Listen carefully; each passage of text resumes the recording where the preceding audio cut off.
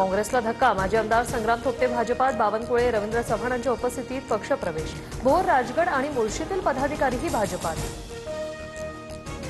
गर्भवती मृत्यू प्रकरणी दीनानाथ रुग्णालयाप्रमाणेच मणिपाल, सूर्या आणि इंदिरा आयव्हीएफ रुग्णालयांना अहवाल सादर करावा लागणार. अहवालानंतरच महाराष्ट्र मेडिकल काउन्सिल अंतिम निर्णय देणार. दीनानाथ मंगेशकर रुग्णालयातील डॉक्टर सुश्रुत घेसास यांची सुरक्षा पुणे पोलिसांनी हटवली. ईश्वरी भिसे मृत्यू प्रकरणात घेसास यांच्यावर गुन्हा दाखल झाल्याने सुरक्षा काढली.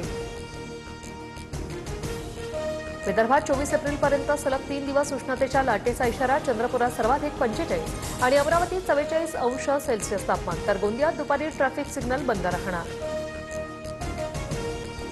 एप्रिलच्या मध्यावरच राज्यात पाणी टंचाईच्या झळा. विहिरीतील पाण्याने तळ गाठल्याने वणवण भटकण्याची वेळ. काही ठिकाणी टँकरच्या फेऱ्या सुरू, तर जनावरांच्या पाण्याचा प्रश्नही भीषण.